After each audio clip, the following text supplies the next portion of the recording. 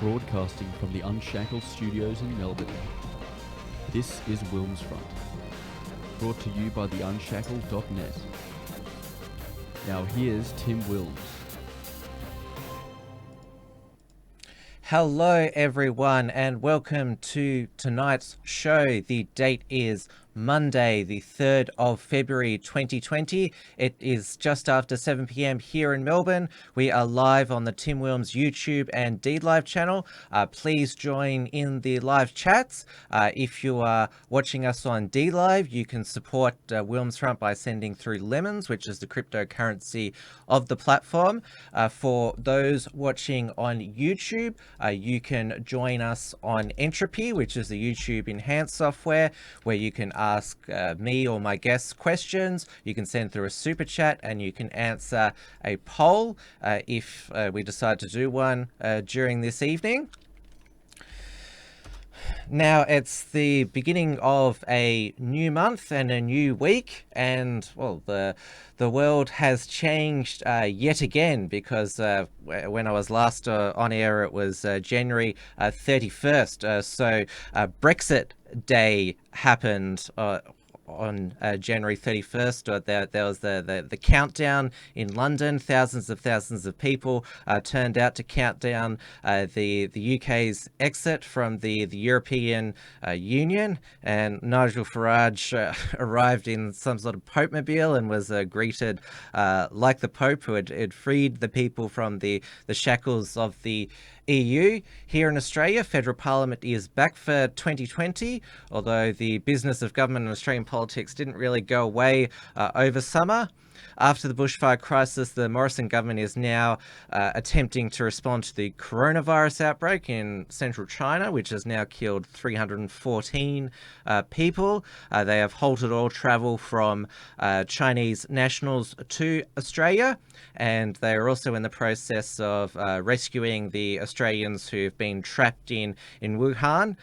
Federal Parliament, I should say, came up with a bang today. Richard Di Natale resigned as leader of the Australian Greens. I saw a lot of people celebrating. You shouldn't, because he'll be replaced with somebody as bad, or if not worse. And it's just broken now that there's going to be a spill of the National Party leadership after the resignation of Deputy Leader Bridget McKenzie over the sports rorts affair, and Bob Katter is handing over the leadership of his party to his son Robbie Katter, who is he was the leader of the Katter's Australian Party in the Queensland Parliament. And over in the US, Trump is only a couple of days away from being acquitted in his Senate trial after the Democrats impeached him at the end of last year. There is also the Iowa caucuses coming up tomorrow, or Tuesday US time, so we'll find out the results Wednesday. And then there is also we've got the State of the Union by Donald Trump. That'll take place in the House of Representatives, though there are several House Democrats who are going to be choosing to boycott it, and who knows, the ladies of the Democrat House caucus might choose to wear white gowns again. And Well, the UK, just when they'd celebrated leaving the EU, there was another stabbing by an Islamist in London who thankfully was shot dead by the police. So we're going to be going around the globe tonight in roughly an hour or so. So to help me do that, I am going to be joined right now by the Unshackled's Deputy Editor, Martin Hartwig, who'll join me on Skype. Answer the call, Marty. Oh, there you are. Here I am. I just had to mute the other stream. What other Timbo stream? The Bimbo. Oh, I'm watching the stream on my other computer. Oh, okay. Excuse me, I'm no bimbo. So you say.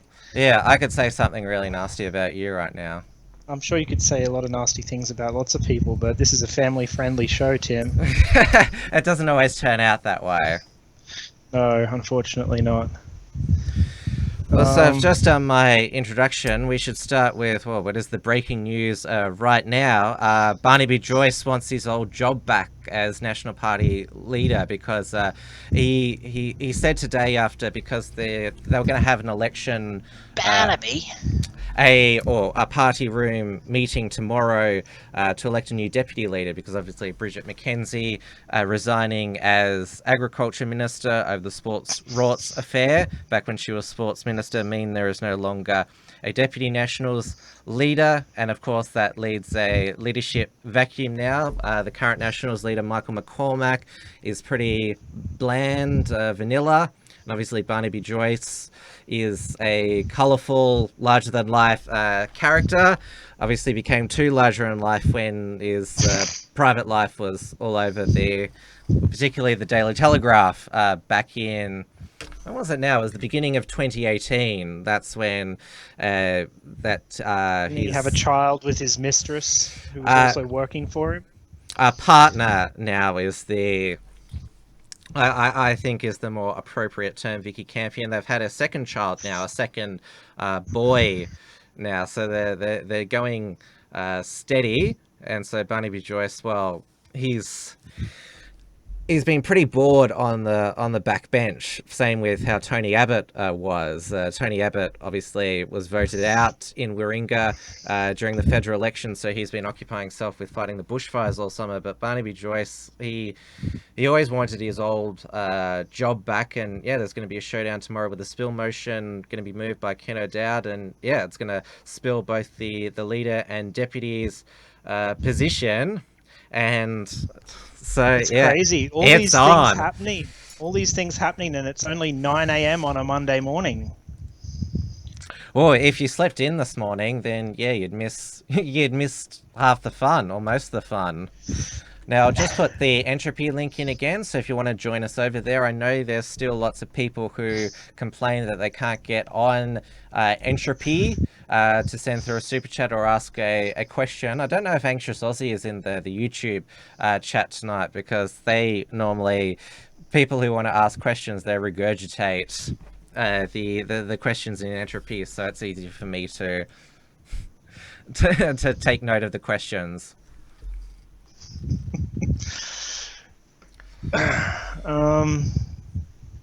Let's get stuck into it then, I guess. So the main question is Barnaby, should he be the leader again? Has he I don't see any reason why not, really. Yeah. I mean, a little bit of marriage infidelity doesn't mean that you're ineligible for a leadership position. He spent enough time in the sin bin, pardon the pun. Yeah, I mean, I haven't heard much. Sorry, audio's dropped out for me, I think. Not for me. I can still hear you. We can all still hear you. All right. Okay. Well, I couldn't hear you. Yeah, Barnaby actually has a personality. Michael McCormack, he's kind of like Scott Morrison in the sense that he's bland, and a lot of people like that because it's easy for them to just, business as usual. So yeah, he has the blandness going for him, and it's easy to avoid scandal if you're bland. And the Liberals like a bland Nationals leader as well, because he's not going to give them too much grief because, well, has he really got a presence? Because there's been a lot of chatter today that the Liberals, even though they don't have a say in the matter, would hate Barnaby Joyce to be back as Deputy Prime Minister because then, well, obviously, with Scott Morrison under quite a bit of pressure, still the last thing they want is a flamboyant deputy who's going to be able to, well, stick up for his party interests better than Michael McCormack against a Liberal leader who, to some degree, is still up against it.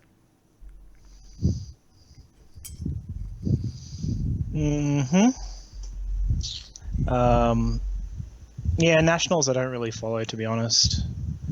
But we'll see. We'll see what happens. There's no point speculating if I don't have any insight. This is based on the agenda. This is part of what this show is. I mean, it's a live show. There's a spill on. I mean, Sky News is going to do a whole night of speculating. Yeah, I mean, well, it's not my area of expertise, but I predict, we haven't really spoken about the Katter Australia Party. Yeah, I just want to get, because the last time the Barnaby McCormack tensions flared up, it was, Barnaby was lobbying for Michael McCormack to stand up for the National Party interests more, saying that the Nationals are not married to the Libs, and Michael McCormack came and said, I know what it takes to build a successful political marriage. Reference to marriage there. Yeah, that was quite an epic burn, though. Barnaby Joyce walked right into that one. Hey, you remember your marriage that failed? Yeah, got him. Well, his ex-wife, Barnaby Joyce Natalie, she's now a female bodybuilder. She'd been stuck grazing the girls for 20 years, and so yeah, that's what she decided as a new career path. I haven't got an image of her, but obviously you said family friendly show, but just look up Natalie Joyce, bodybuilder, and yeah, the rest speaks for itself. It's like Alex Jones is always like, this is a family friendly program. You hear me, you fucking globalists, you scumbags? I'm sorry. This is a family-friendly show. I shouldn't say that. Is Alex Jones still on the radio, or has he been kicked from that as well? I don't know. Because you can't swear on US broadcast radio, but you can swear your head off on YouTube. And well, that's probably why he swears now. He doesn't care anymore. On YouTube, you can say, you call me a Russian agent. There's one F word that you're allowed to say on YouTube. There's another F word you're not allowed to say. If people can figure that out. Is the banned word family? No. Don't blurt it out.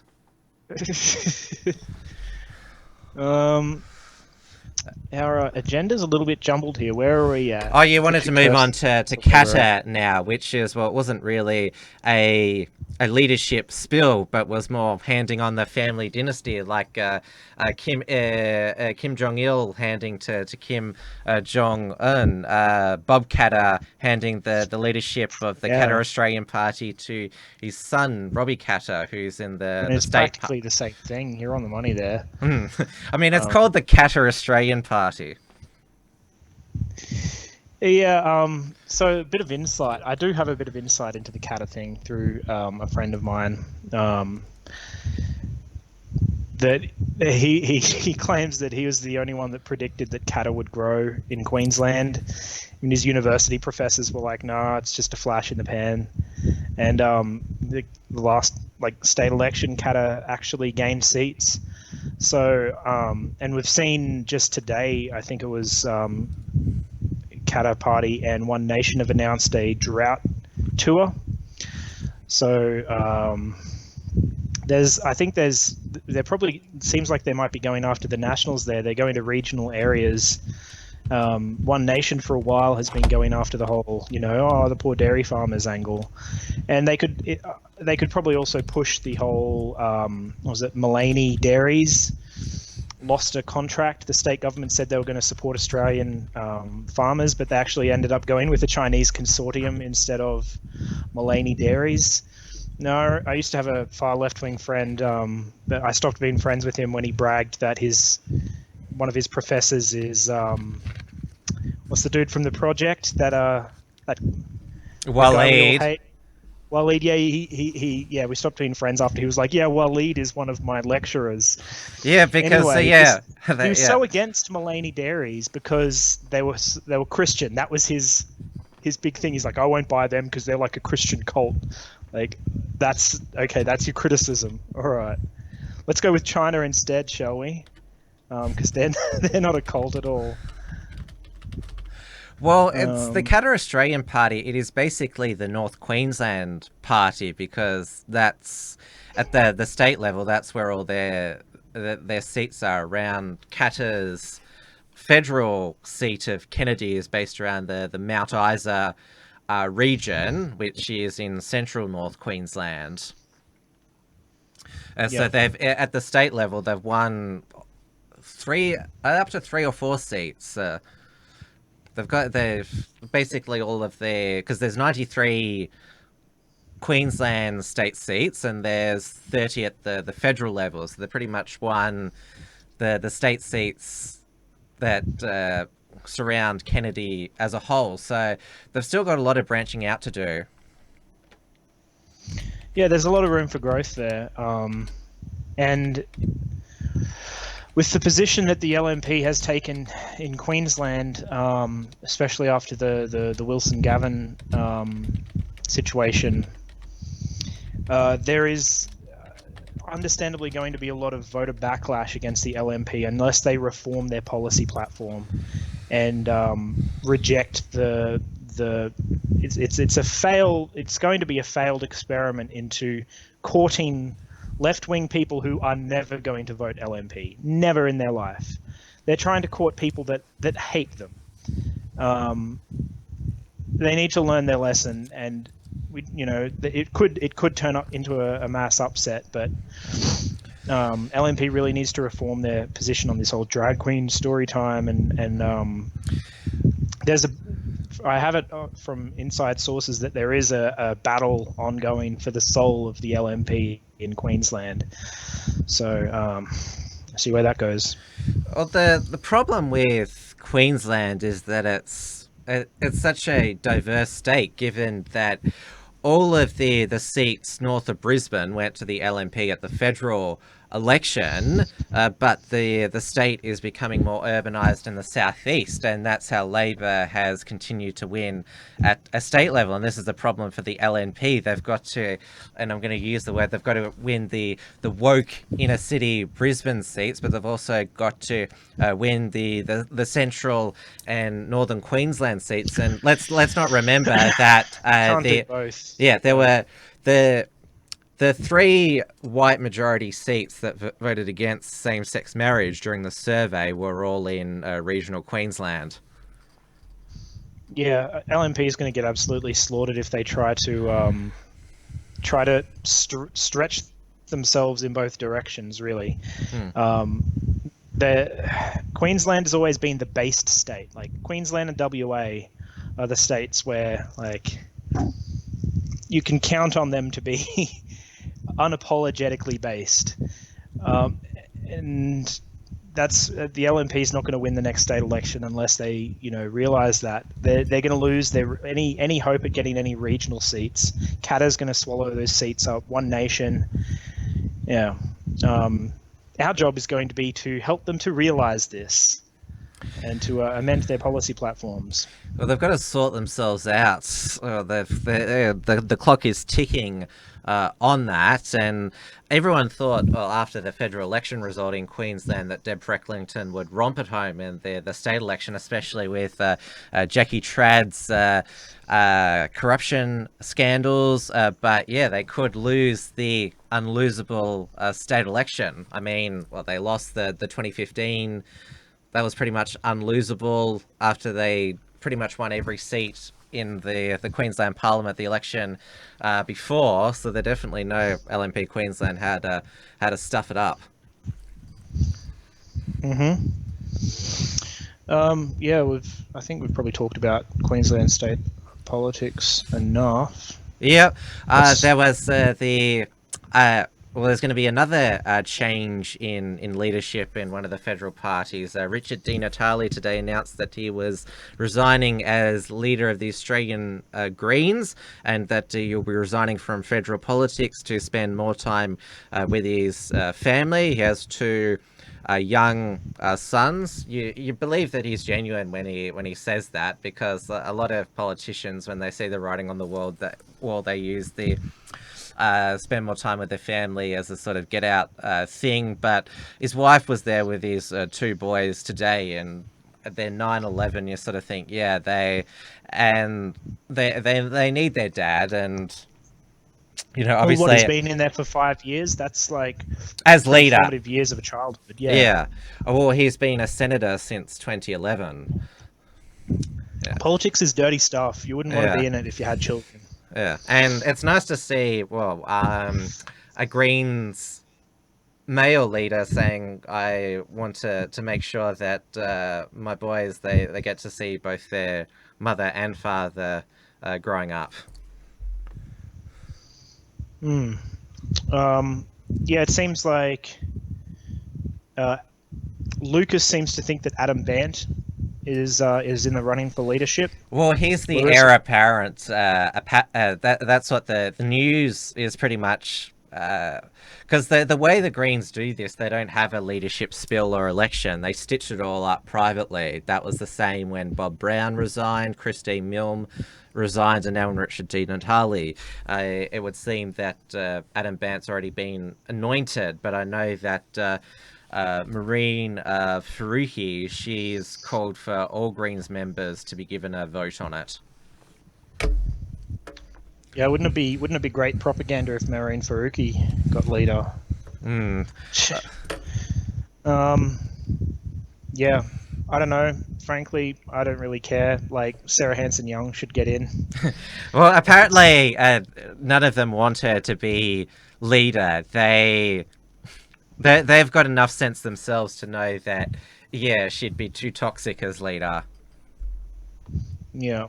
And also the amount of hate that they would cop as leader, you have to be ready for that. So, a bit of an update on Sarah Hanson-Young. She's going to be awarded $500,000 in indemnity damages from David Linehelm for illegal costs, because the court said that David Linehelm should have settled it before the trial, which is quite interesting that because. It's the role of a court to find whether he defamed her, which that's what the court found. But then to sort of turn around and say, "Oh, you should have known that you defamed her before we made the judgment." That's sort of a bit weird of a cost awardment. Yeah, it's a lot of money, but I mean, what did he even say? Like, he basically said that she likes to sleep around. Because he attributed a false comment to her during it was the debate over Fraser Anning, women having mace and pepper spray for self-defense, and David Linehelm said that he heard Sarah Hanson-Young say all men are rapists, and he responded, then stop shagging men. But she denied that she said all men are rapists. And then Linehelm said was that Outsiders program that she said boyfriends, the rumours about her are well known. And so the court found that she didn't say all men are rapists, and that Linehelm defamed her by trying to imply that she was a misandrist and a hypocrite. Right. Well, we have a lot to go through. Larissa Waters, she looks like getting the deputy, your Green Senator for Queensland. Yeah, she sort of said she didn't even make any designs or like indication that she was interested in leadership. She said that she's looking for party support to get deputy leadership. So in New Zealand, the Greens have a co-leaders. They have a male co-deputy and a female co-deputy, which that's a bit confusing because don't the Greens now believe that gender is fluid?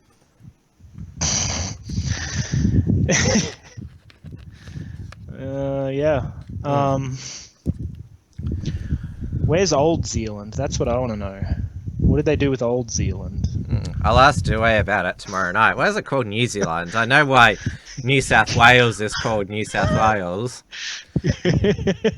What did they do with it? I know why New Did England is called New England. England.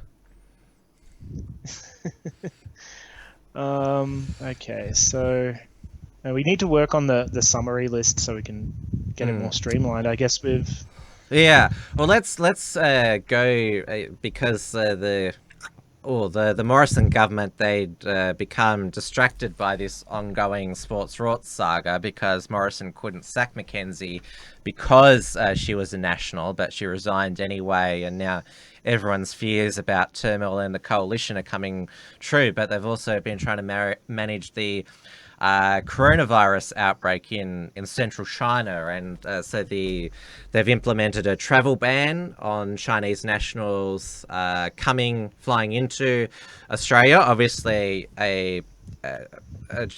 Australians of Chinese ethnicity will be allowed in, but they'll have to quarantine.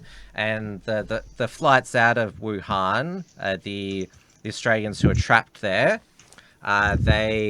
they're on the way back. They're initially going to be charged $1,000, but now that's being waived. The Morrison government said they got incorrect advice from DFAT, which that's a pretty big stuff up to say we're going to charge.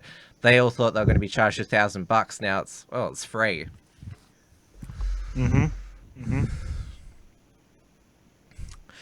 And obviously, I've lost Marty there. News about how the coronavirus outbreak happened still continues to be a point of contention. The most accepted explanation is the food and seafood market in... You can all still see me talking here. We lost Marty for a moment. I'm sure he'll call back. The food and seafood market in Wuhan, where as it's become known, the bat soup meme. But yes, as we said on the Uncockables last week, the media, as well as scaring us about coronavirus, seems just as concerned about outbreaks of xenophobia, and they've been eager to report. Apparently, Australians have said mean things or discriminatory things to people of a Chinese ethnicity. Marty is still away. Anyway, I can carry on. There's just been also some breaking news. Matt Canavan has resigned from the Nationals front bench, saying you'll support Barnaby Joyce in tomorrow's leadership ballot. Well, Matt Canavan used to work for Barnaby Joyce. He is, of course, a Queensland senator. He was one of the replacements for... He wasn't directly replacing Barnaby Joyce. He was replacing Senator Ron Boswell. But yeah, he and Matt Canavan and Barnaby, they're like that. Matt Canavan is most likely to be the new Nationals Senate leader. Marty, are you there?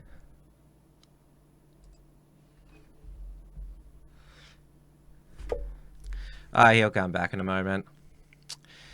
No, he's gone again. Must be that Queensland internet up there. Doesn't seem to be going too well. But yes, Marty was very keen to share this satire article that he wrote about the coronavirus, which he asked me,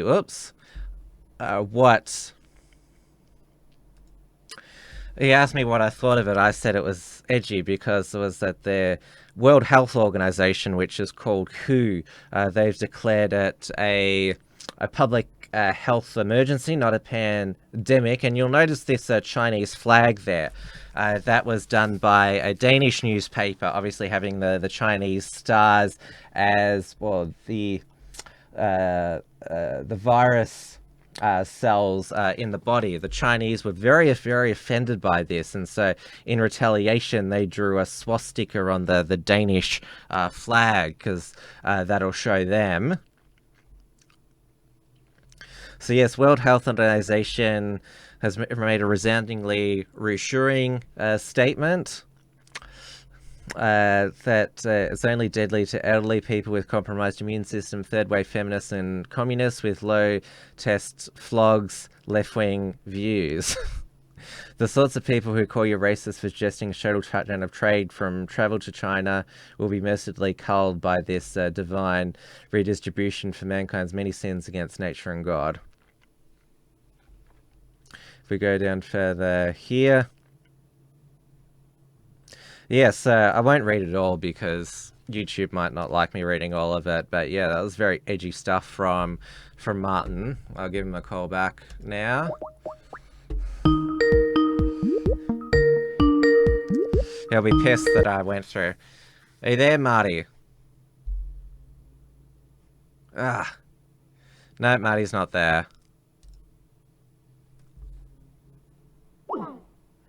Connection is too weak, it said, but we're all still going. There's been no drop in the...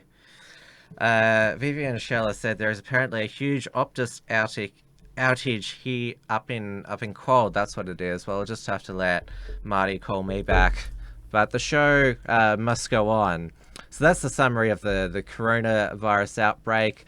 I might just do a general update of the state of things. So 17,000 cases now in mainland China, 361 deaths. There's been the first a death in another country, that's in the Philippines.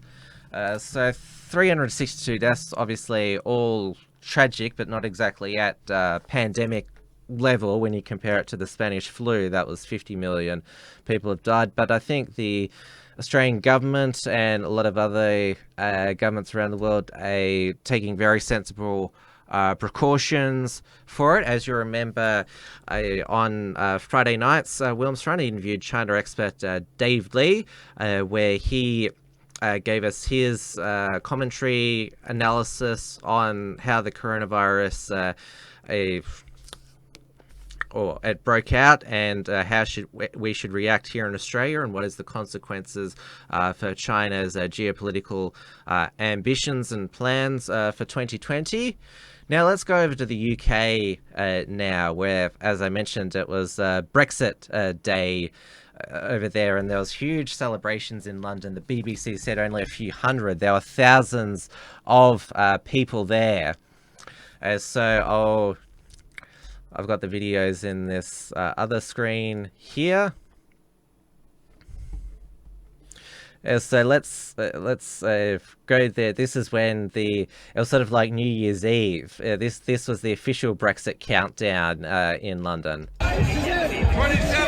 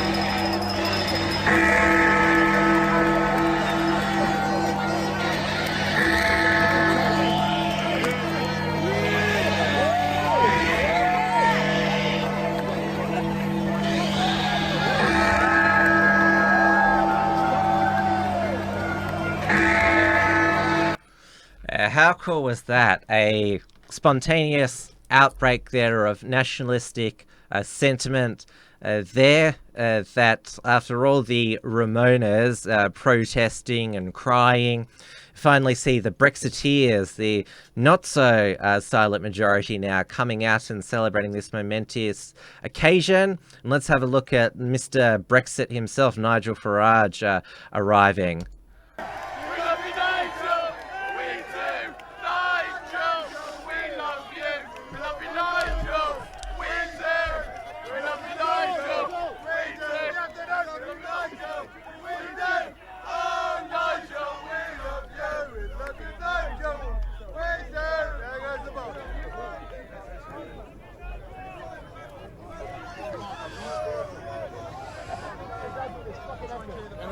Pleasure to meet you, mate. Hope to see you soon, yeah? Thank you so much. The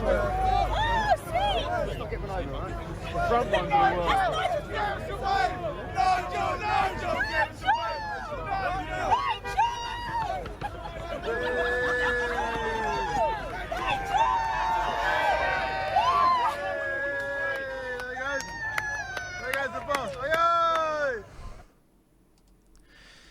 When was the last time you saw a politician get mobbed by that? Of course, Nigel Farage is no longer a politician now. He gave his valedictory speech to the European Parliament, but got cut off when he waved the Union Jack.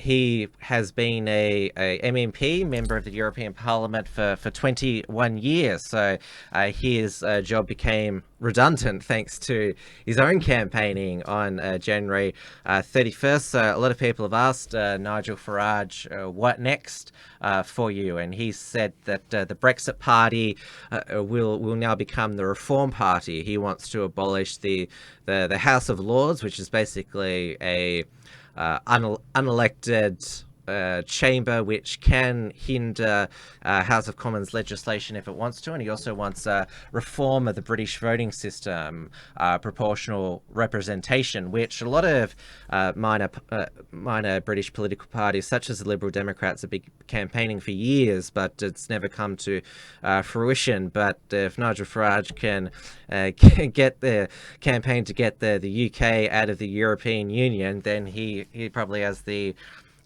best shot at abolishing the House of Lords and introducing proportional representation.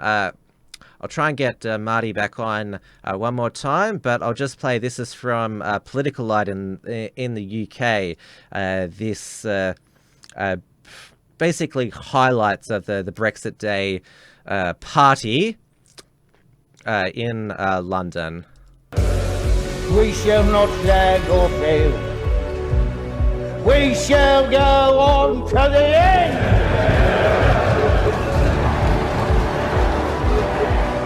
We shall fight in France.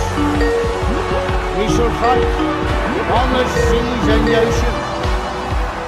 We shall fight with growing confidence and going straight in the air. We shall defend our island, whatever the cost may be. We shall fight on the beaches. Oh, you're back now, Marty. I'll take that clip off now because I just know that with that final countdown music, we're probably going to get done for copyright infringement. Yeah, that was just a Windows update or something. I think I had to restart. But anyway. Power your computer up. I mean, we did this pre... Yeah, we did, and that's how I was hoping to avoid that. But yeah, I just use this. I literally only use this laptop for the live streaming and like plugging it into the TV to watch movies. So I think you need to rev it up every now and then, not just when you're a guest on this show. But luckily, I managed the show solo. It's so bougie. I've got a backup laptop. Like my friend was showing me, he does charity work in India, and just like, you know, there's people who have to go into leprosy clinics once a day to get enough protein so their body doesn't eat itself. And here I am with a spare laptop. You know, I got to put things in perspective. Anyway, We have got a question on entropy. I'll put the link in the chat again. We have had a good live audience for tonight. I think people are settling into the Monday night regular time slot now. We are on before XYZ Live, which I just got a update from Maddie Rose, who said they're going to be starting at 9:15 because Dave's going to be late. okay. Imagine my shock that Dave is late. Imagine my shock. That's basically the in-joke of everything. Oh, yeah, the I feel question. like I saw you reading my my satire article, and I was in my office screaming, "You're ruining it! You're butchering it! The delivery is all off." You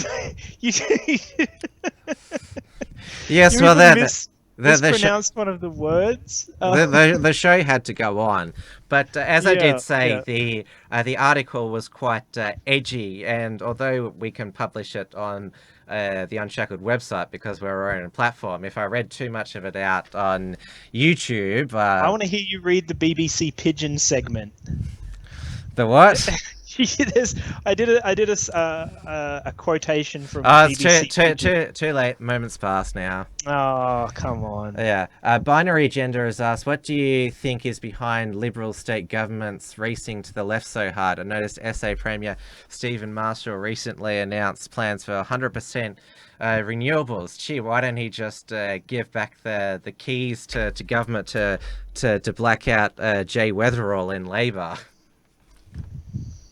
I mean, that's the whole reason you were voted in, Stephen Marshall, because Blackout Jay, well, as his name suggested, they had that, what lasted how many hours? About 6-8 hours, a statewide blackout because the extension cord to Victoria, where we still had coal-fired power at the time, went out. So it's a good one, Marshall.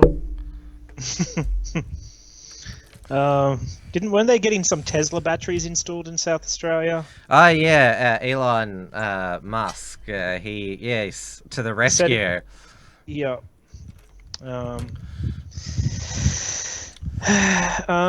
What was the next thing? Yeah, we talked about coronavirus, my hilarious satire article. Oh, well, I just finished playing the Brexit footage now, but Yeah. the UK they got a reality check when there was another attempted or Islamist terror attack, a stabbing. I'll just go to this story again from Political Light.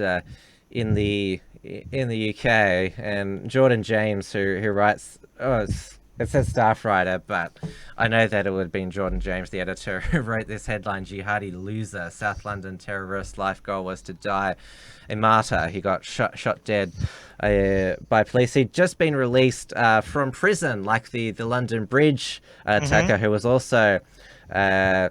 He was reformed. He was. Yes, he was a changed man. Yeah, and I remember the father of the guy that he stabbed to death. He was a prison reform advocate. Was giving an address at the time. Supporter of the so-called Islamic State, he had pleaded guilty to possessing and distributing terrorist documents and was sentenced in December 2017. If we go down further here. How could they possibly have foreseen this? Yeah, I don't know if there's any. You can probably count on it. I'm sure Paul Joseph Watson is working on a video now of Twitter screenshots to the left. He's saying the fascist police shot him dead. They should have arrested him. Tried to talk him down. Yeah. I mean, it's the first day of Britain leaving the AU, and already the fascist police they're shooting non-whites at will. I saw a thing that actually I should point out that was almost certainly a left-wing psyop. It was a message posted on some apartment door saying, if you don't speak English, then get out. We speak the Queen's English around here. It was so obviously a psyop. Like so the media could be like, oh my god, what have we unleashed with Brexit? Oh, that reminds me that there was that cafe in Sydney that had that joke sign about the coronavirus saying it won't last long because it was made in China. Yep. And of course they had to apologize, even though that was pretty hilarious. There was a bar in New Zealand last week that got into trouble for saying that they had a special on Corona beers while the pandemic lasted. Yep. Yep. What happened to a bit of black humor? Bit of banter. That's exactly what my satire article is. You know, some people might be offended by it, but it's black humor. You know, you didn't even touch on what I said about India. Indians being immune to the coronavirus because they've been exposed to public defecation so regularly. It's black humor. It's not malicious. Yeah, some Indians, or if they've been the butt of those jokes, they're probably saying, what'd you say about us again? Hey, we're not the ones eating bat soup and mice, we've got and godlike immune systems from well, basically Indian food. It's basically just a Western to kill bacteria. Meat with rice and a shit ton of spices. Yeah, those spices are actually humans are evolutionary. Like our taste in food, it's an evolutionary thing. It's if you're willing to try new spice combinations, it's similar to how bacteria becomes immune to the same antiviral treatments, and they have to keep coming up with new treatments. Food is the same thing. So garlic and onion and all of these range of spices, they kill bacteria. That's why like Indian, Southeast Asian food has so many spices in it. Thailand, they're probably the second spiciest Asian food. Yeah, I know that at the Indian restaurants around Monash Clayton here, even if you ask for the mildest, lowest form of spice in the curry, it's still, you're like... It's good for you, mate. Put hair on your chest. Yeah. Oh, well, I mean, you've already got enough hair on your chest. It's on display for everybody to see. I did. As per usual. I did. I'm not doing the total top button up. Oh, geez. Are we going to talk seriously about the that Antifa article that I wrote? Were we going to touch on that? Oh, yes. We were going to segue to it. The plan was Larissa Waters, because you actually confronted her after you were assaulted by Brisbane Antifa. I'll bring it up on the screen now. Mm-hmm. If you want to go through it, sure. Because since it's your article, I won't ruin this one for you. It's all yours. You might need to scroll over a little bit. There's a bit of it cut off. Yep. Yep. So late last week, I was sent in an anonymous tip. I always take these things with a grain of salt, but this person seemed genuine, and they sent through, as you can see in the article, there's verifiable, like there's they took photos of the hearing slips, like from the court cases. So just a quick overview. Where to start? There's so much to this story, actually. But I believe there's not really any need to believe whether it's true or not. Like, we've got the screenshots here. If you scroll down, up, there we go. So we have this gentleman's name, Jonathan Manuel Pinheiro, found guilty for Is this common him assault. here? Yes. Well, oh, you've got that mirrored there. Okay. Yeah, so the one of him wearing the vegan shirt, that's definitely him. So we have photos of him. And that's him in the mask? If you scroll right down, there's photos from him from coal protests. So I found a series of articles on all different Daily Mail, regional subsidiary newspapers. It's all the same thing, same heading. So these people did a lock-on protest at John Darien near Toowoomba where they blocked a coal train line for hours, and they were pursued by these companies for close to, I think it was $550,000 or something like that. The charges, they were eventually dropped, but that's how we have his name now. So, there he is taking part in coal protests. And this was 1 month before I was attacked. So keep that in mind. So we also have a photo here of him with a vegan shirt on, doing the Save Lives Go Vegan. Yeah, presumably back up here. Presumably taken during the cruelty-free. yeah. And from what I've been told, this guy's fucking cruel. He is a sadistic motherfucker. Allegedly. Well, okay, sure, allegedly.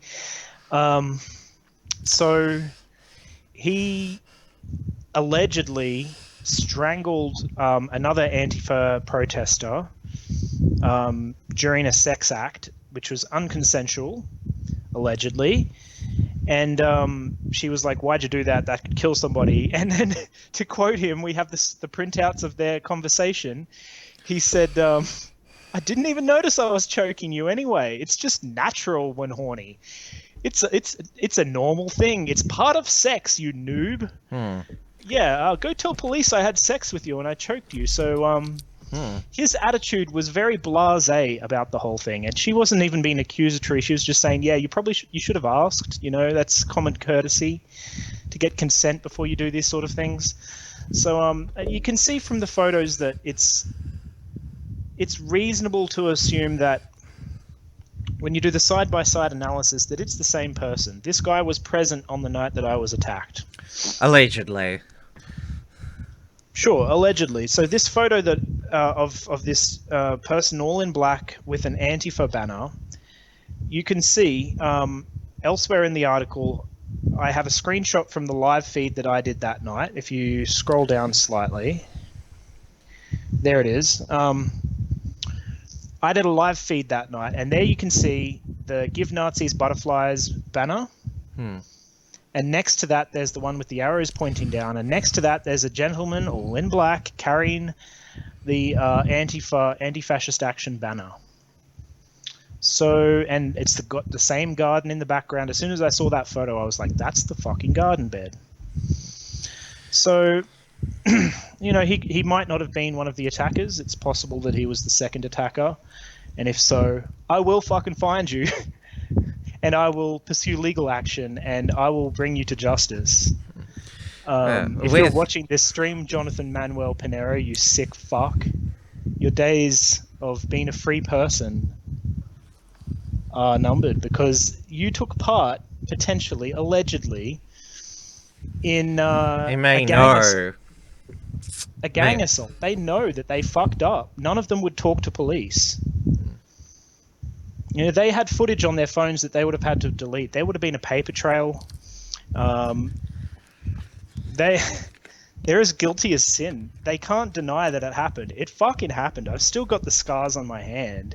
I've just been biding my time for a story like this to come along.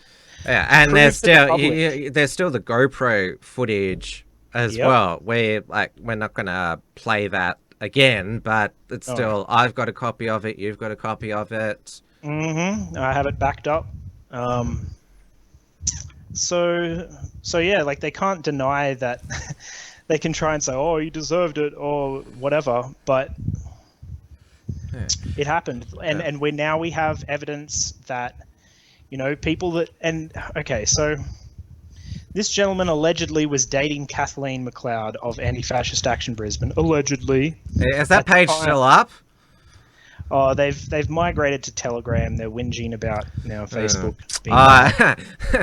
Yeah, I thought they loved Facebook because they were kicking off all the smashing the fash for them. That I do remember Kathleen. She was some of her posting.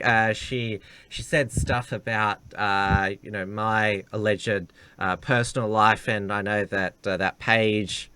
Also celebrated when Dia Beltran was forced out of her previous employment. I think Kathleen probably just feels bad because she let her youth go by and she didn't start a family, and now it's just her and her cats, and so she's a vicious, hateful, lonely person. Mm-hmm.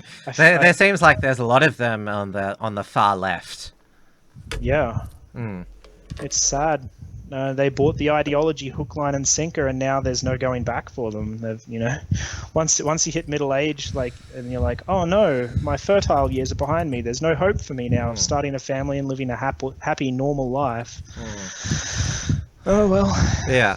I think there's probably enough sledging from you now, Marty, though I don't entirely hold it against you for engaging in a bit of that, given what happened. It's all allegedly, this is all just satire and banter. Well, I mean sledge as in, the jibes at Kathleen's alleged lifestyle.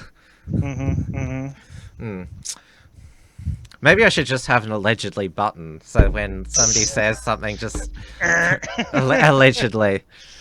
Sure. Because I remember what was it when, because you're not the only right-wing person who's been attacked by Antifa. Andrew Bolt was in Melbourne at a book launch. I remember was that at Fairfax, they wrote, even though there was videotape footage of the assault on Andrew Bolt, they kept saying allegedly he was assaulted, allegedly, like they didn't want to, even though it was on video, he was attacked by somebody.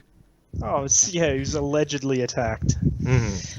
Yeah, it's bizarre, that legalese, but whatever. That's how they protect themselves.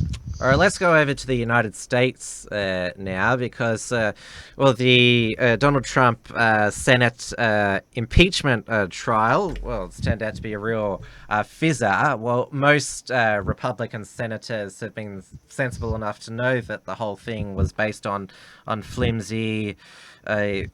it's basically trying to crypto read his phone call with the Ukrainian president Zelensky to try and believe that there was some coded quid pro quo. There's nothing's come out, no smoking gun, and the only two Republican cucks to vote to bring in witnesses, including former National Security Advisor John Bolton, were Susan Collins, Republican from Maine, and Mitt Romney, a Republican senator from Utah. Not my area of expertise. But I'm sure you know the history between Trump and Romney. No. Oh, you don't? That Romney, when Trump was running for president, said that called Trump a fraud, phony, con man. But then Romney wanted to be Trump's Secretary of State, and so Trump invited him for dinner and said, just joking, Mitt. Fuck off now. And I noticed that CPAC, it's coming up at the end of February, the American Conservative Union's Conservative Political Action Conference, Matt Schlapp said, we are formally announcing that Mitt Romney is not invited. They wanted to make a... But CPAC 2020 in the US, it's not going to have the same sparkle that it used to, basically because they are attached to Turning Point USA, and who obviously came to blows with the Groypers and the America First movement, which burst at the end of last year now, and Nick Fuentes. When Turning Point USA had their Student Action Summit in West Palm Beach, Florida at the end of last year, he held his own Groyper Leadership Summit. And now, after the success of that, Nick Fuentes is going to be holding AFPAC, the America First Political Action Summit, where obviously the biggest name to appear will be Michelle Malkin, who she refused to disavow the gropers Nick Fuentes. She got kicked off the Young Americas Foundation. She won't be speaking at CPAC this year. Michelle Malkin. She's just got a press pass though. Laura Loomer, she recently got her press pass to CPAC revoked. She's the conservative provocateur because during a CPAC press briefing, she had a go at one of the CNN reporters there. So Laura Loomer out, CNN allowed in to cover CPAC. But this is too good to pass up. This is CPAC 2020. It will take place February 26th, 29th at the Gaylord National Resort and Convention Center, which is in state of Maryland. I mean, if you're a conservative, like if you're a proper conservative group, like why would you choose of all the places you can have your biggest conservative convention of the year? Like, why would you have it at a place called Gaylord? I mean, I think it's an effort to be self-deprecating. As a little, yeah, I'd say it's self-deprecation is generally an attempt to preempt bullies. So are they going to have next year's CPAC at the Islamic Caliphate Convention Center? Is that going to be CPAC 2021? They're going to have their own ethno-state by then. It reminds me of what that was the in joke of Meet the Parents and Meet the Fockers, that Greg was the Jewish fiance of the Wasp girl and family. His real name was Gaylord. Yep.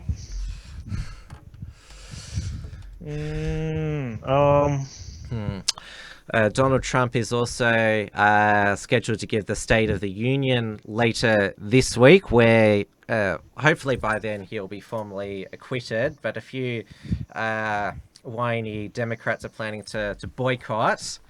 I said in my introduction they might be in their white robes again, because remember last year some of the Democratic Congress people wore white to Trump's State of the Union. Yeah, I remember that. Mm-hmm. And of course, the Democrats, they dusted off their white robes they hadn't worn for 100 years, if you know what I mean. Yes. A little bit of background. I'm sure everybody knows the Democrats were actually the party of segregation and slavery in the South. Well, they still are the party of basically It's just taken a different form. racial politics. Yeah, it's just taken another form now. It's kind of like coddling and holding their hand. We have to protect them. You know, they're the finer race. It's just like how they say they're the finer sex. You know, they don't realize how condescending they are. So the Democrats, their last presidential primary debate, the primary season finally kicks off with the Iowa caucuses on Tuesday, but the three front runners, Bernie Sanders, Elizabeth Warren, Joe Biden, all white, and of course Michael Bloomberg has entered the race, also an old white dude. There's too many of them. And they excluded from the last debate the two people of color, Tulsi Gabbard, who is of course Samoan, and also Hindu as well. She's not even Christian. And Andrew Yang, as the name suggests, is Asian. And did you see the thing where they were complaining about the Trump administration had a panel on dealing with the coronavirus, and they were saying that there wasn't enough diversity in the panel? So what you're so they're saying then they're confessing that there is a racial element to the coronavirus. We're told not to be emphasize or use as a dog whistle to discrimination that it's a Chinese virus, yet they want Chinese people to be part of Trump's team. Yeah. So actually, I was going to make this the reference to this Facebook thing that I've seen making the rounds. and that is the rumor that the coronavirus is actually a race-specific bioweapon aimed at Han Chinese that comprise 92% of the Chinese population. Now, the Chinese isn't a race. You can't, by making that Chinese flag with the coronavirus thing on it, it's not racist, because China's a country. All right? Yeah, I meant while you were gone, I mentioned the fact that the Chinese they have the Danish flag as they made it into a swastika. I mean, they do know that the Nazis invaded and occupied Denmark in World War II. They do get the irony of saying the Danish are Nazis. Yeah, I mean, weren't they neutral? Anyway, this post is pointing out that there's been a lot of information lockdown about the coronavirus. I've yet to see any people who have fallen ill to it that aren't Chinese. Well, that's what everyone's sort of wondering. Everyone's secretly wondering, I should say, when is the first non-Chinese ethnicity case going to be? Here's my wacky theory, right? The CIA or whoever else is been through this theory on a previous show, but if you want to sort of this is my repeat spin on it. Yeah. They've gone, okay, how do we, reduce the Chinese population and damage their economy? Oh, they're really fond of stealing things. So let's just leave this hot apple pie of a virus on the windowsill and allow them to take it back to their country. And then, oh no, one of our agents in their country has spread it. And well, if there might be a cure to it, they might have to steal that too. Since they're so fond of stealing things. Is there going to be some sort of basically a CIA hostage situation where we've got the antidote, and you better be nice to us or we won't give you the antidote to the virus you just got infected with? Yeah. No, that would be a lot of leverage if they could manage to wait and hold out and wait until like 90% of the Chinese population was infected. And I even saw a video where Xi Jinping, dear leader, was coughing, and they were like, "Oh no, he might have it too." Our final bit of US news is that the communist revolution is in full swing in New York City. They're now occupying the subway, demanding it be free and that all the police leave, even though they've got a communist mayor now in Bill de Blasio. And this is what happened when, I'm not sure if you know who Luke Rudkowski is. He's the founder of We Are Change. I know who Luke Rudkowski is. Yes. Come on, man. He was the one that went onto Epstein Island. Yes. He grew out of the Ron Paul revolution. He's not just not just a libertarian. He's also an anarchist as well, but this is how he was greeted when he decided to do some citizenship journalism.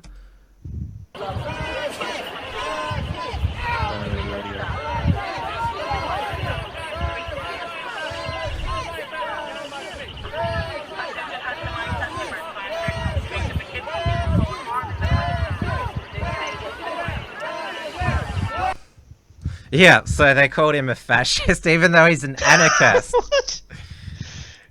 I could tell from the body language. They were like, "Oh, we got him. We know who this guy is. Hey, do you guys know who this guy is? He's a bad guy, everybody.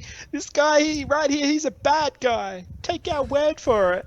All of his colleagues are anarchists as well. Josh Sigurdson from World Alternative Media, he's an anarchist. Jeff Barwick, the dollar vigilante who he went to Epstein Island with, he's also an anarchist as well. They go to the annual anarcho convention every year in Las Vegas, which... I mean, like, they're the somewhat tolerable anarchists. Yeah, they're the cool anarchists. They're the Rothbardians. The ones that aren't secretly, using anarchism as a vehicle to international communism. Yeah, the ones we've got in Australia. Yeah, it's. So there's one prominent. I know that Lucas doesn't like me to name him, but it's interesting that there's one prominent anarchist who wants the deep state, big government to surveil all of us fascists. Like, you're an anarchist who wants the government to spy on us all. How does that work? Yeah.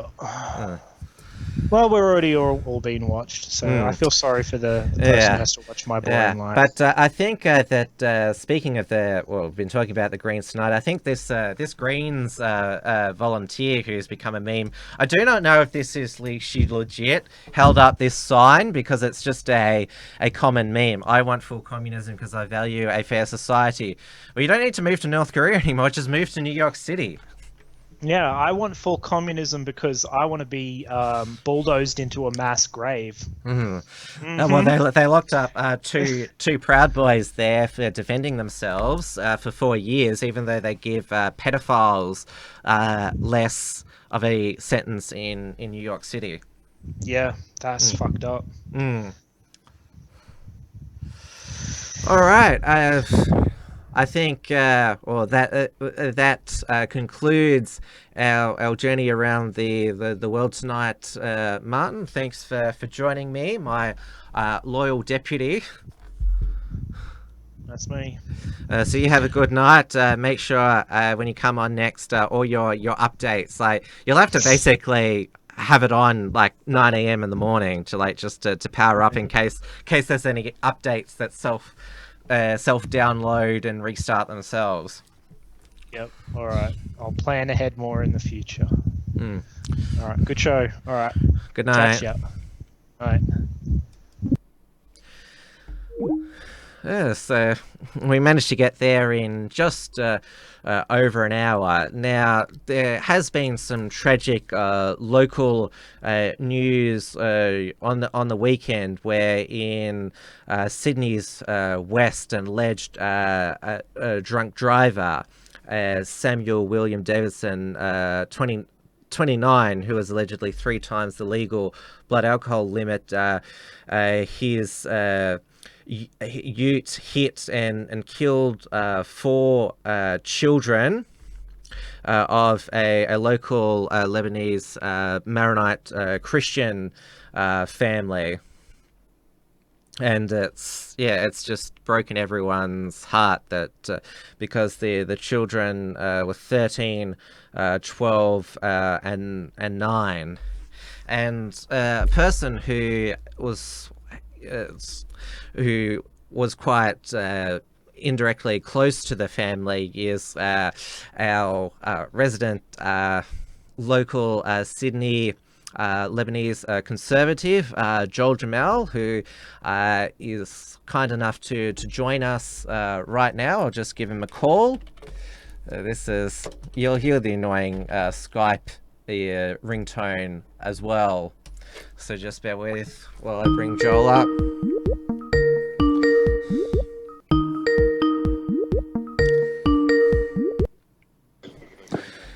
Hello, Joel. Yeah, not at all. Tim, how you doing?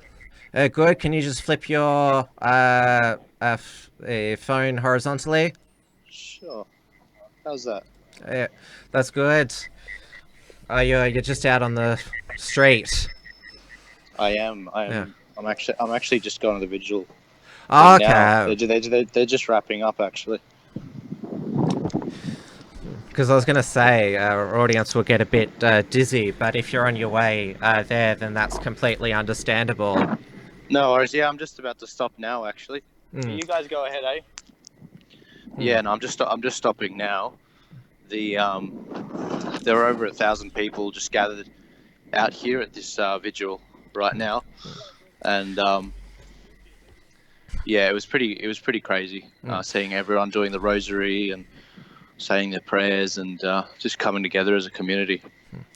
And now I gave before you came on, just a brief overview, but you can probably give more detail about the family. From what I understand, it was a large blended family.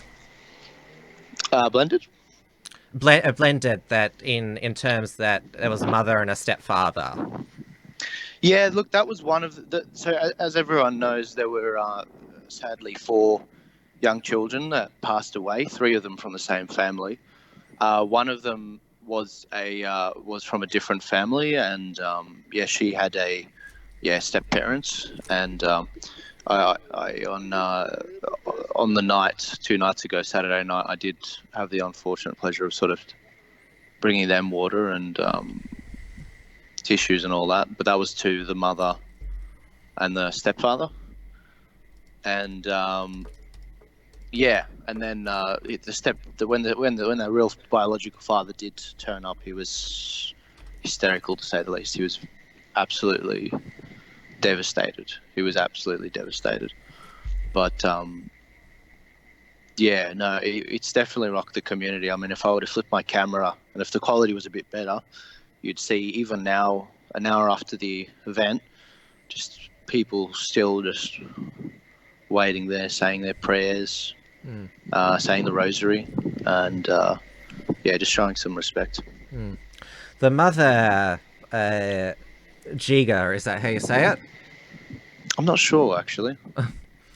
But yeah, she's been incredibly strong, and also I would say merciful and forgiving, because obviously the drunk driver, obviously we have to put alleged in. There's been a lot of online comments saying hang him, death penalty. She said I'm not going to hate him because that's not who we are. And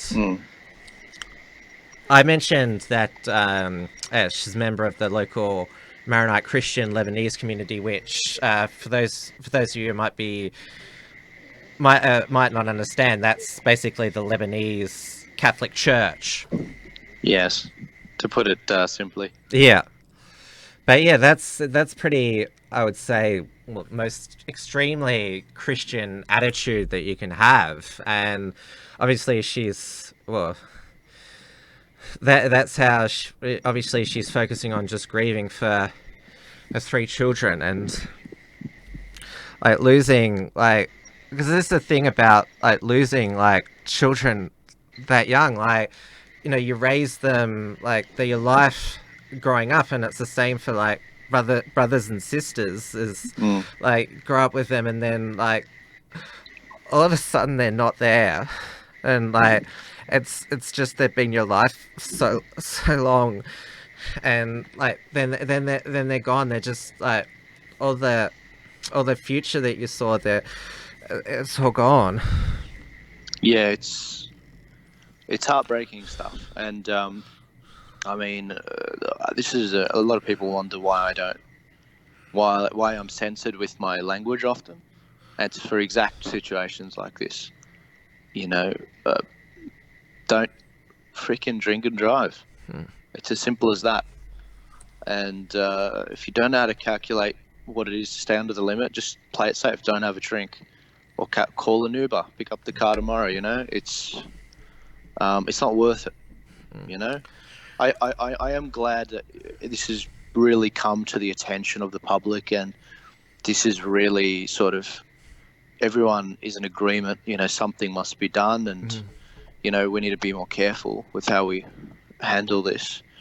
But the fact of the matter is, you know, let's not make any decisions on public policy while in the heat of the moment. This is a time for healing and a time to reflect on the sanctity of life and how precious all life is, and how we need to respect the fact that we're only on this earth for a very short time, and we need to make the most of each day. Certainly, I would say our mortality has been on display as humans all throughout this year. Obviously, there was the bushfires, which ravaged your home state, New South Wales. 34 deaths at last count. A lot of those emergency services, firefighters, including those who'd come over from America. Then we've got the coronavirus, and then obviously in our sort of political circle, the suicide of Wilson Gavin. I'm not sure if you'd ever spoken with him or or met him, but that sort of brought home to a lot of us that how toxic politics is, and sort of like there just seems to be all these reminders just how precious life is, and that how we're just too consumed in the political bubble all the time to basically take stock. No, you're absolutely right, Tim. And it's important to remember that politics is not meant to be this thing that you worship.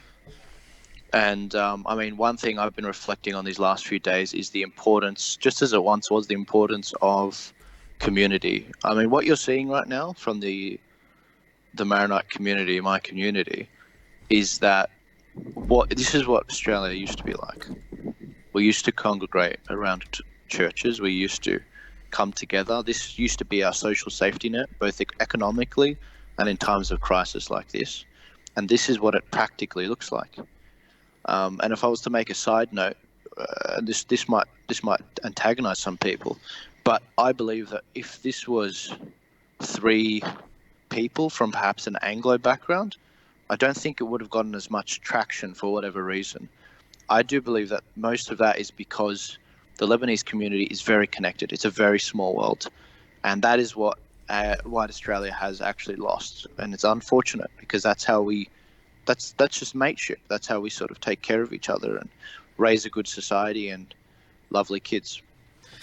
Yeah, I'd agree with you with that, and it's been on display. I think that the last couple of years, just how, and sorry, there's a bit of noise coming in there. That sorry, I'm mute. But that the Australian Lebanese community in Sydney, and should emphasise both Christian and Muslim, they, as you said, they are acting as a community like white Australians used to do. We've become so detached from neighbours, communities, and I think that's why there has been this massive focus because on this tragedy, because, and this seems, and you also, it's pleasing that the media's picked this up, the fact that there has been this community, the community has responded the best way possible, and I think that's why the media is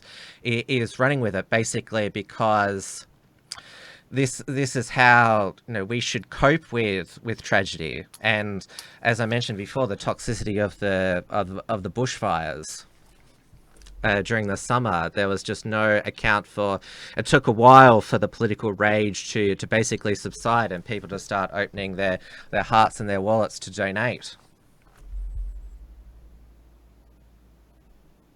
Joel, still there? Can you hear me? Yeah. Yeah, no, you're absolutely right, Tim. And I think that's the best message we can all sort of take from this. Sorry, I know you can't probably see much of that, but I'm looking at a few hundred people. Yeah, yeah, in front. It's just sort of lights there, but yeah.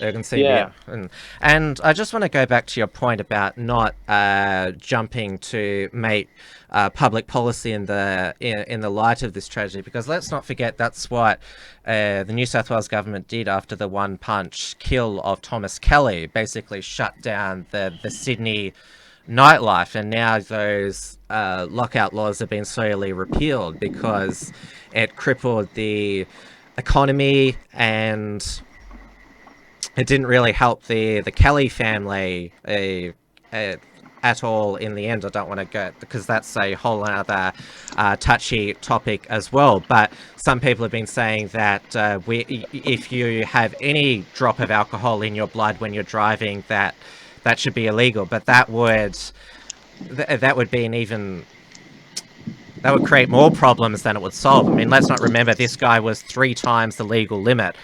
Allegedly, you probably need more harsher penalties for drink driving, and also he's been charged with manslaughter, not dangerous driving causing death or culpable driving. No, you're absolutely right, Tim. And you know what? I was thinking the exact same thing on the Thomas Kelly thing. In fact, when I say don't make public policy based on emotions like it is now, That is exactly the example I'm referring to. Thomas Kelly was the brother of a friend from school, Stuart Kelly, who later killed himself. Now, when Thomas Kelly passed away, it was at a very convenient time for a lot of property developers in the area, and it allowed them to actually shut down the nightlife and with the lockout laws, and that made it a lot easier for them to actually get approval from council. I know politics, and I know property because that's where I work, and that's something that I'm very weary of, and that's why I say now is not the time for elegant discussions on public policy. Now is the time for grieving before they hijack all of this energy from this community, my community, to use it to make money, essentially. Like, who knows what's coming around the corner. An example I used in a post today was maybe they're going to use this to justify what one of the Australian politicians just signed internationally, being the 30 kilometers an hour in suburban areas. I've heard about that as well, which is, I mean, this had nothing to do with speeding in a suburban area. That's right. He was doing about 110. Yeah, I mean, because he was already breaking the law and speeding, so a law won't fix that. And he was also drinking, which was 3 times over the limit allegedly.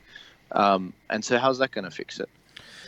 Because I've lived and worked all across Victoria, and I've noticed in the areas where I've lived and worked, the speed limit slowly reduce.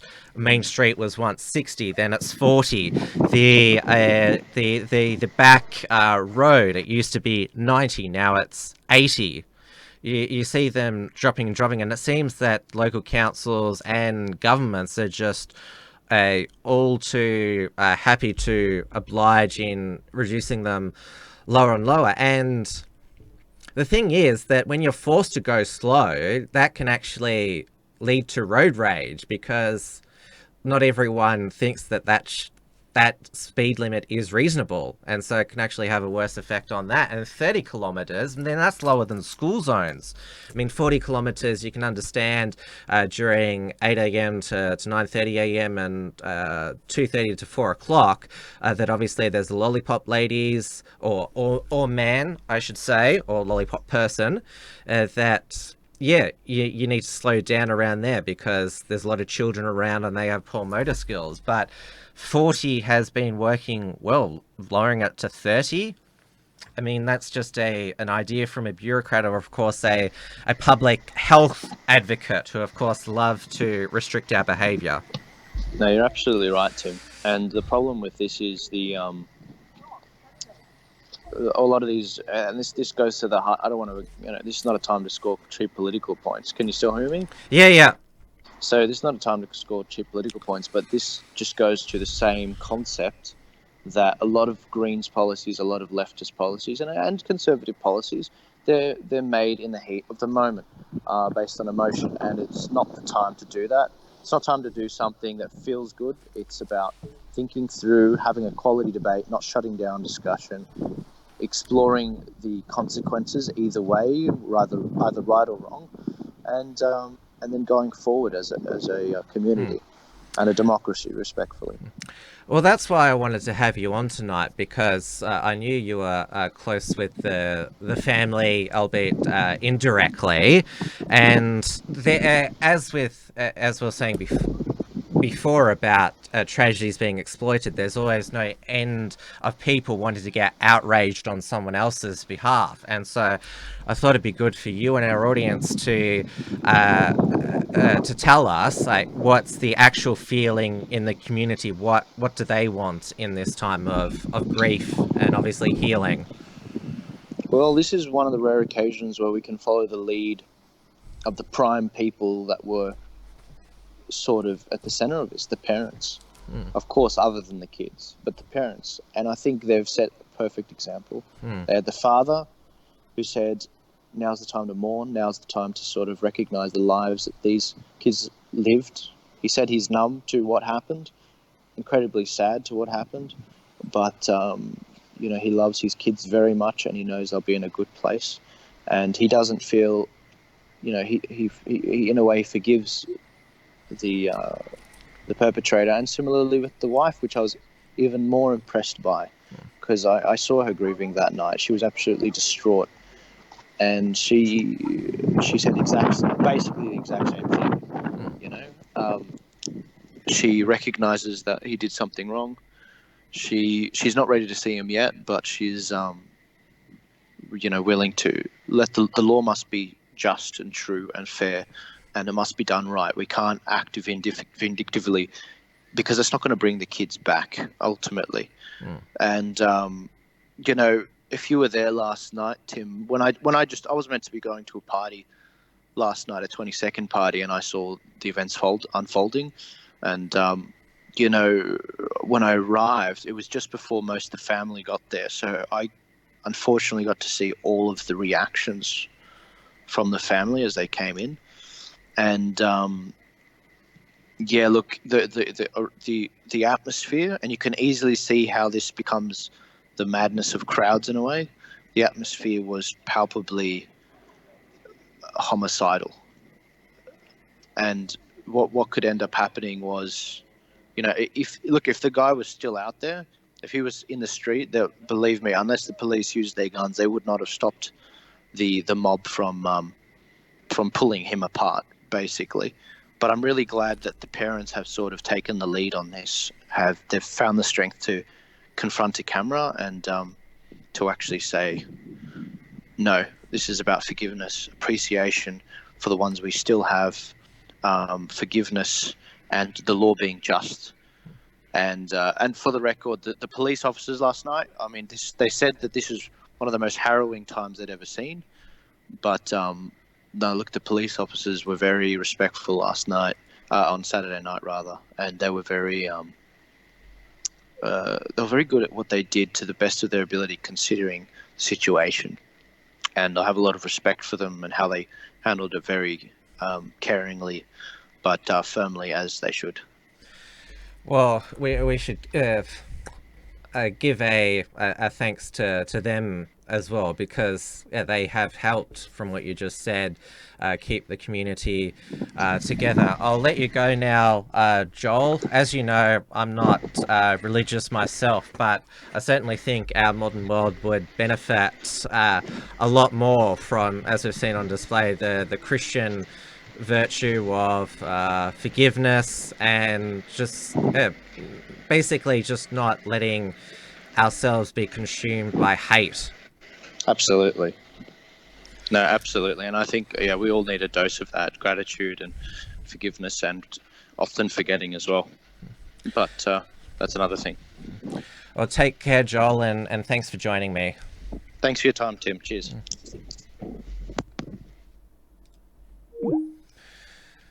As you can see, it got a bit emotional there, because there's nothing, obviously anyone who dies before it's considered their time. I mean, a lot of the world was grieving last week for Kobe Bryant. He was 41 and his young daughter was 13. The fact that, well, the daughter was she was young, but Kobe Bryant, he had still many years of public service to give. And so when a young death is so unexpected, somebody's got many more years to live, it's just such a tragedy that they won't get to live the rest of their lives. We won't get to experience them, and that was really nice of Joel to give that report.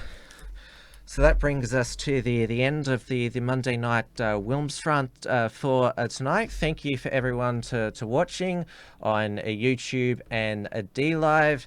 I know that people are still having trouble with the entropy link. I don't know how to fix it. If you can use it, then that's great. If you can't, I don't know how to get people to fix it. I know that people have had the same problem on XYZ Live, which is coming up after this, on the Matty Rose Live YouTube channel, 9:15 p.m. Melbourne time, because Dave is late. But Matty didn't do his regular Saturday night stream as well. I have a sneaking suspicion about what XYZ Live is going to be about tonight.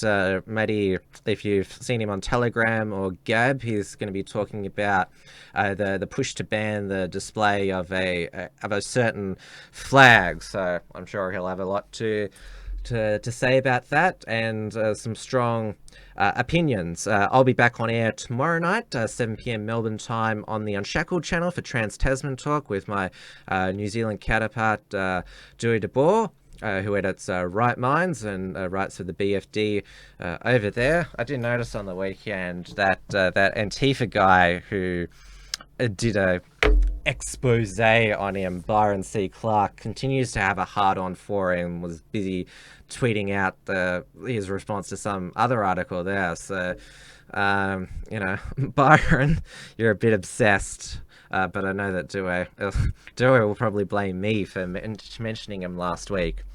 Then, of course, WIlmsFront is back, 7 p.m.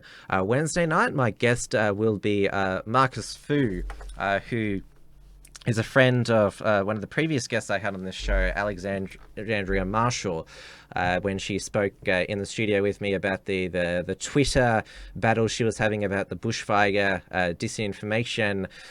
Marcus, to use a leftist expression, is one of her comrades on the Twitter sphere, making sure that leftist spamming gets limited. Marcus is a young Chinese, Malaysian, Australian, conservative monarchist. He hasn't done a podcast before, so this will be his debut, but he was happy to accept my invitation, so I'm definitely looking forward to catching up with him in person, and also introducing all of you to him as well, because he's certainly gaining a bit of traction on Twitter as well. If you want to support the work of the Unshackled, if you can't send through a super chat, then please you can send us a web donation at theunshackled.net/donate. We also have a premium membership program on the Unshackled website, which of course helps our productions, including WIlmsFront Trans-Tasman Talk, theunshackled.net/membership. Of course, if you go to timwilms.com, you can find the links to follow me on gab.com/timwilms, and also my Telegram channel, t.me/WIlmsFront, which also has a link there to my WIlmsFront chat as well, and also to the podcast links to this show. So thank you very much for your company for tonight's show. I'll see you tomorrow night for Trans-Tasman Talk, and back again for WIlmsFront on Wednesday night, 7 p.m. Melbourne time, right here on Tim Wilms YouTube and D-Live. See you then. Thanks for tuning in to WIlmsFront. Visit timwilms.com or Rational Rise TV to view the archive of episodes. And keep visiting theunshackled.net to view all our shows, and to keep up with the latest real news and analysis.